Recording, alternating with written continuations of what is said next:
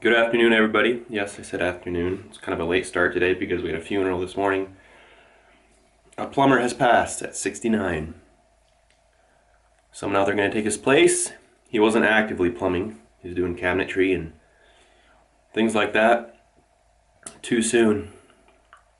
Anyways, he did some excellent work. Everything he did was top-notch. Plumbing, his cabinet shop.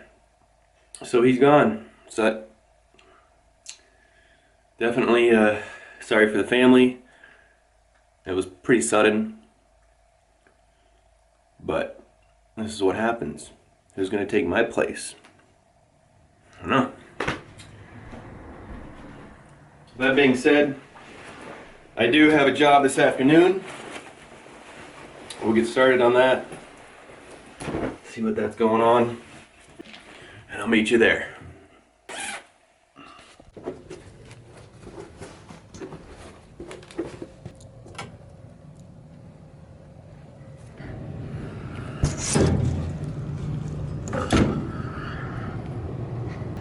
Hi. So we've got a couple things going on here.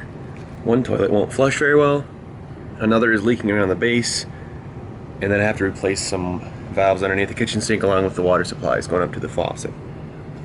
This right here looks like, well, it is the underside of the toilet in question that isn't flushing right. So it's a good thing that this is actually all new PVC. That's a good sign. It might just be plugged at the toilet itself.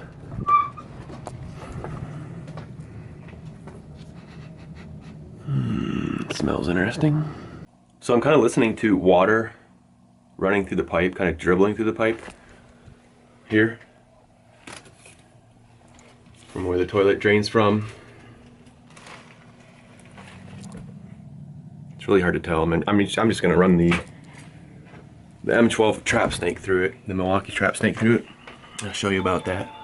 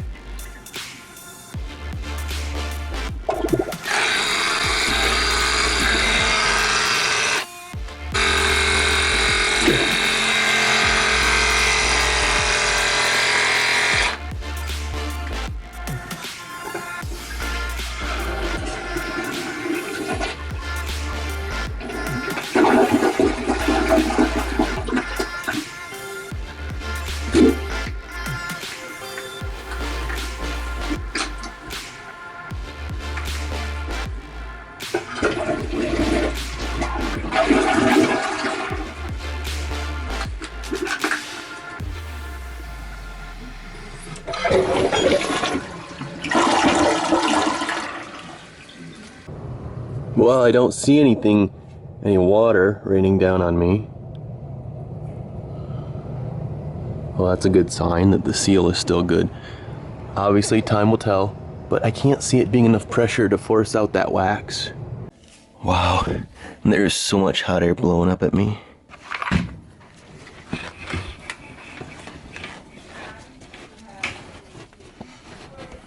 Alright, time to fix this leak.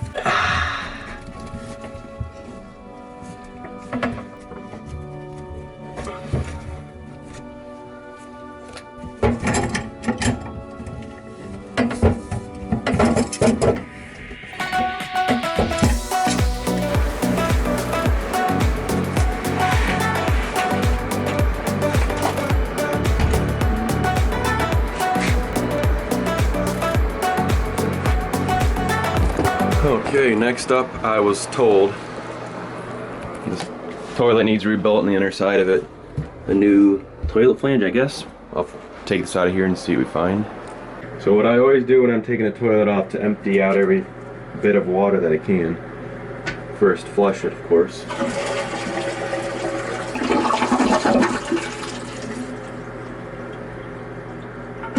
That'll do.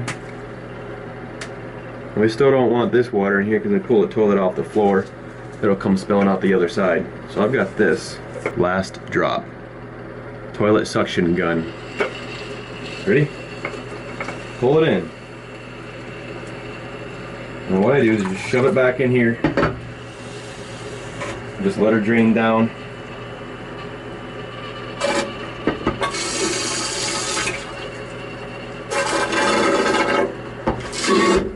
So you don't have to deal with taking the water somewhere else, like in the bathtub or the vanity sink.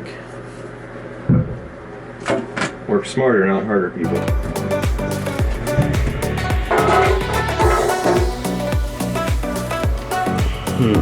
Okay then. I still have to get the nut off though.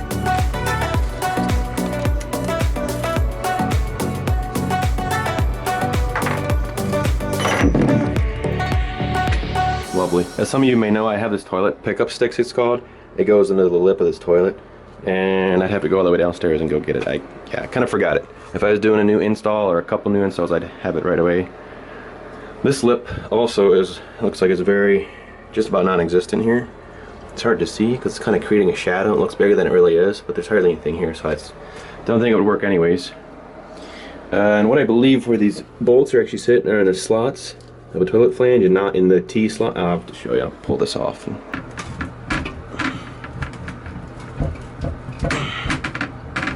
Alright. Before I break anything, I gotta take that bolt out of there.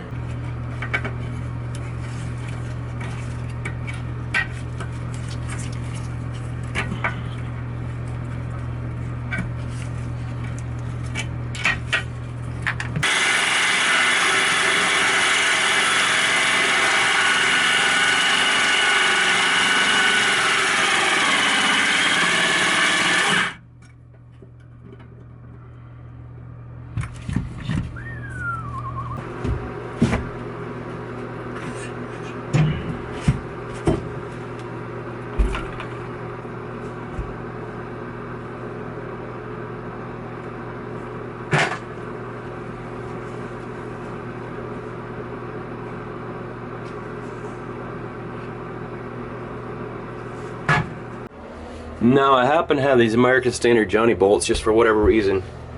And they're actually pretty nice because they have these lock nuts, I guess you could call them.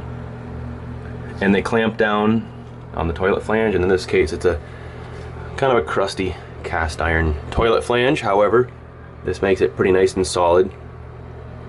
And we're going to set the toilet and dry fit it to see if we need to put shims anywhere. It doesn't. I'm not sure right now, but we'll give it a try and see what it looks like.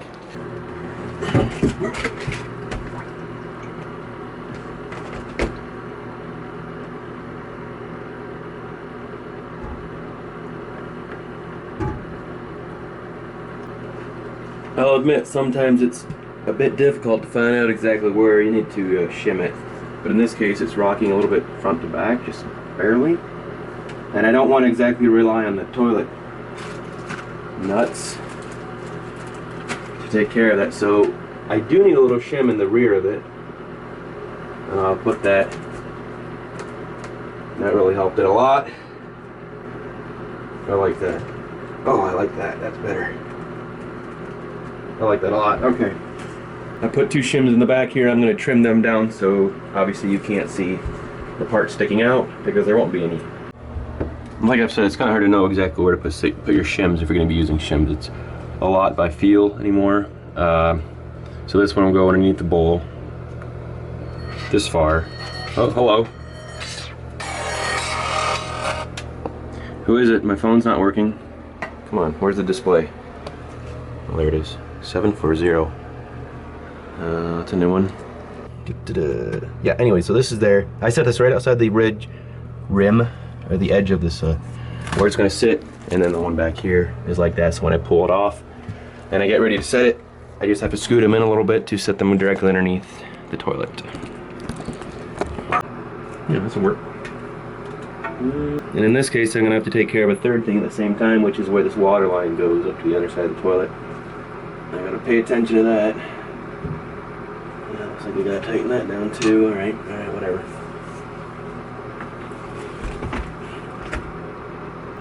Alright, it's held up by the wax for now until it starts settling in. I give it a little weight.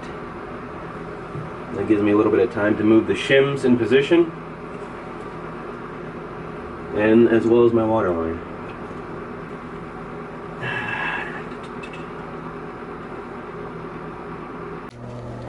So because I had the water off to the whole house to change out those valves underneath the kitchen sink, I didn't even touch this. Look at this old thing.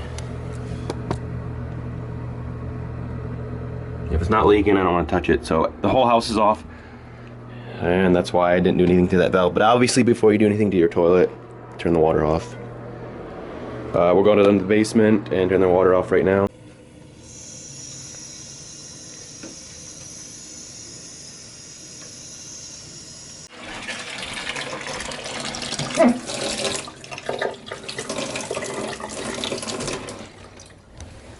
Oh boy, a moment of truth.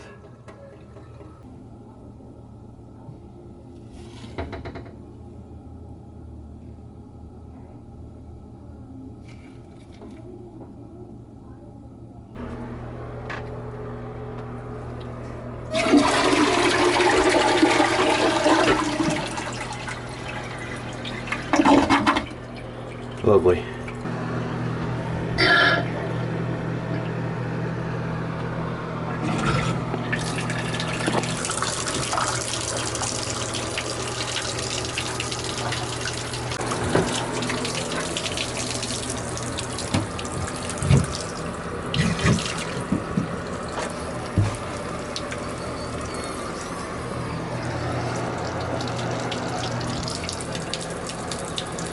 Ooh, that's not cool. Not cool, man. Not cool, man. Not supposed to be there, water. What are you doing? Well, of course that's what happened. Yeah, I was ready to go anyways, apparently. Just a little bit of wiggling, and then we were toast. Oh yeah.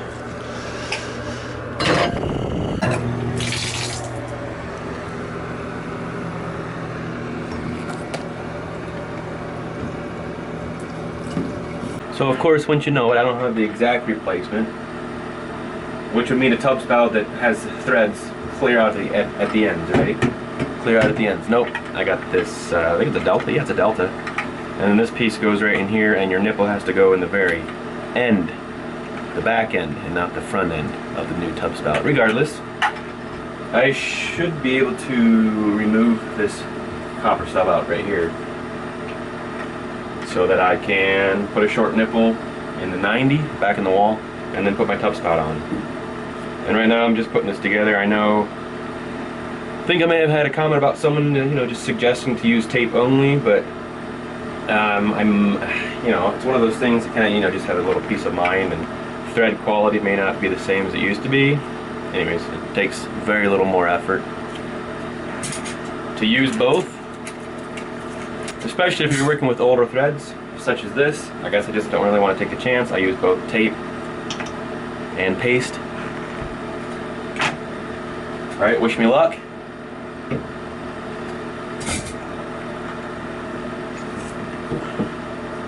Haha.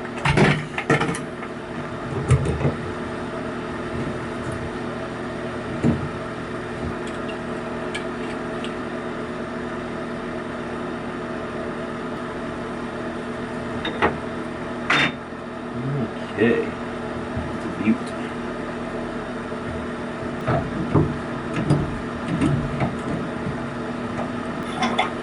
Yeah, that was lovely. What I'm going to do to seal it up so any water that comes back down here doesn't go on the back side of the tub wall. Silicone. You'll never see it. It won't look ugly that way, but it will do its job. And yes, this is a battery-powered caulk gun. Why not? And all you do is thread it in until it bottoms out.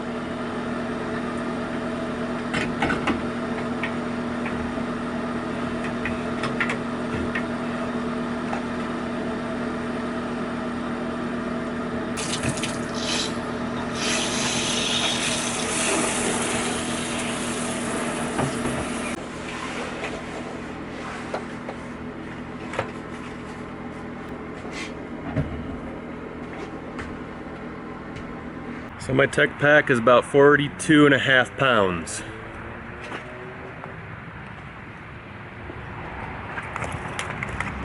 Right? So I thought,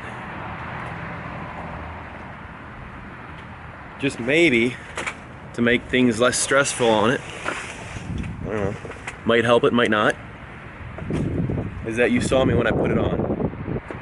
I held the handle in my left, swung it around in my right, holding the handle to gently place the weight on one strap, and then grab the other one. Hopefully not stressing out one or the other too soon. You know?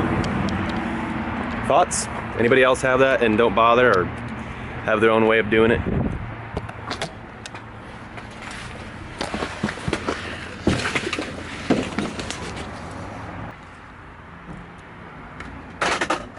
It was the wind. So much of a mess, especially the shelf. This is a jumble of miscellaneous.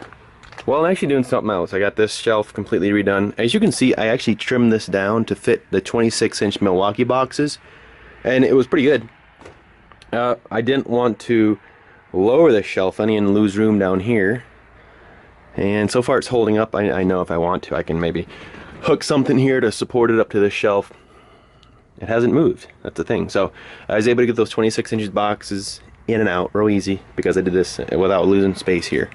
Now I moved those out of there because I don't really use them, and I started transferring stuff over to the Milwaukee pack out back there. You see?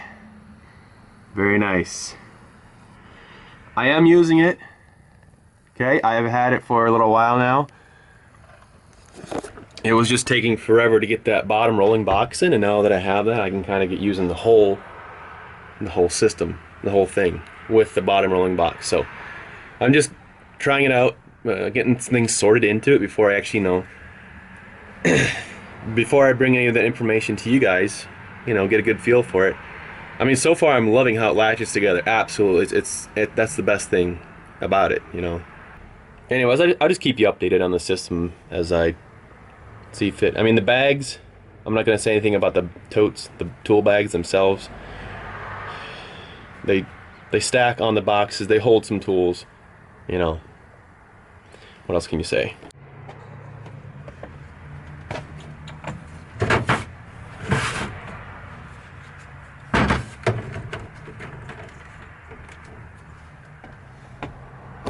Well, of course I have a charger on board here. Anybody with a service van with an inverter, it's one of the best things you can do. This is actually the 6-bay rapid charger. It'll do 3 batteries at a time depending on which side. In other words, it's basically 3 multi-rapid chargers together. So in other words, if I have a dead 12-volt battery I want to put up here, it'll charge this first and then move to that. But it would charge all 3 of one side at the same time. So I shove 3 18 volts on, it'll do them at the same time, and it's fast. Oops, got a spare tailpiece here. And my spare candles. Laugh, but they smell delicious.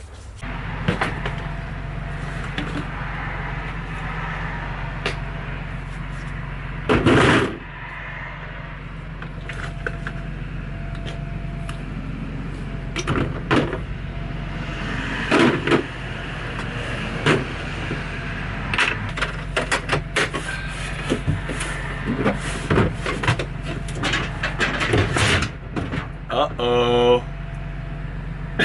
Looks like I got caught red-handed. Or yellow and black.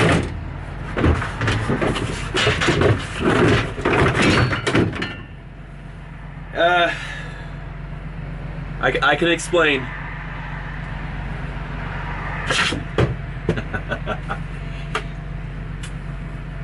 Later. Hold on.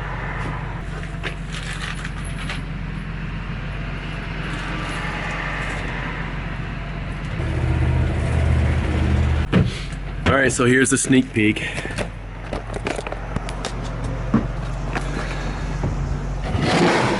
If you're on my Instagram, you know what this is already. It's the only DeWalt power tool I have, and it was provided by DeWalt themselves. They reached out to me and asked if I would do a comparison of this PEX expander tool compared to the Milwaukee one, obviously, because they, you know, they know I got all that. So here's your basic setup.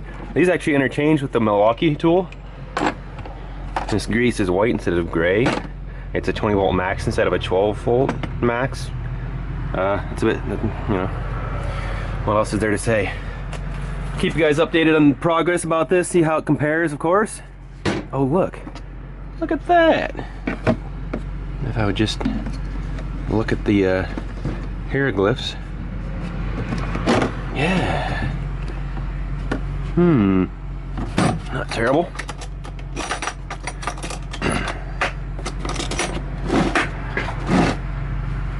So I'll put them together so you know exactly what they look like. Look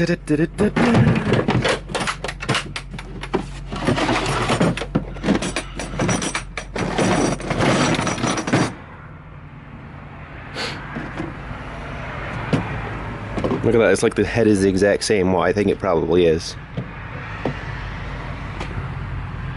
Although Milwaukee says opener, but DeWalt is not, but I don't know. Did opener's patent run out that, you know, anybody can manufacture this? Whatever. It's like about the exact same size. It's like somebody made both these tools, just tweaked each one just a little bit. Made in the USA with global materials. Whatever. My test is going to be full out 20 volt max, this 2 amp hour battery versus the 12 volt max 6 amp hour battery. And my guess is this Milwaukee's one is going to do just alright compared to DeWalt. Keep you updated.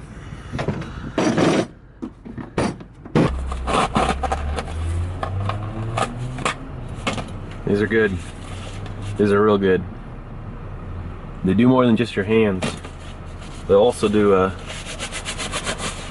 your steering wheel. That gets all grungy. You know. Yeah, good stuff, Hercules. Oh, look at that, it's 4:04. I got done off pretty early. Oh wait, the time changed. How annoying. Set time. That's pretty easy. Alright, okay, that's the real time. I've really been thinking about getting the Milwaukee USB charger slash power source, yeah. And the reason for that is, right now I have a Makita one with my Makita batteries. And it's funny because I don't have a Makita charger. I first got the Makita drywall cutout saw, the drywall saw, which is the best thing I ever did for myself.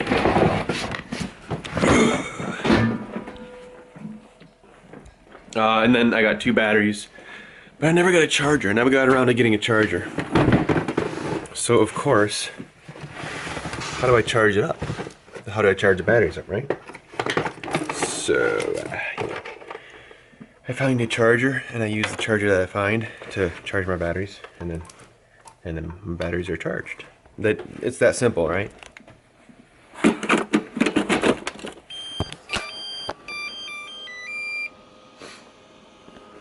You wanna know something cool about the Makita battery chargers?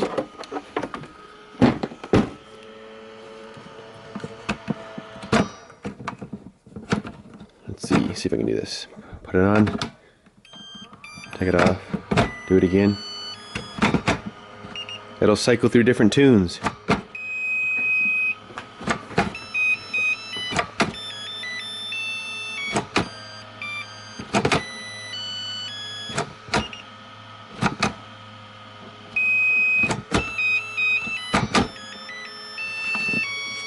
I like that one. And that tune will play whenever you're done charging. I guess it's the case there's different guys with Makita chargers and batteries. And you want to know when yours is done, you just wait till your tune comes up.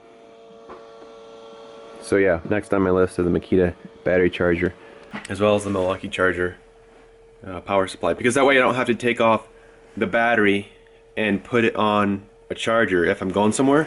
I can just plug it into a USB power supply, charge it up. It's basically like a battery pack. You know, you can get those battery packs for, there's different brands out there, of course. So, and then of course if I need the battery at work, I have one. Because I'm always using Milwaukee batteries, of course. Anyways, we are done. Done for now. Short day. Nothing too fancy, nothing too hectic. Go home and see what's going on with the rest of the family. Okay, as always, thanks for joining in. And we'll see what the next video brings. We'll see you then.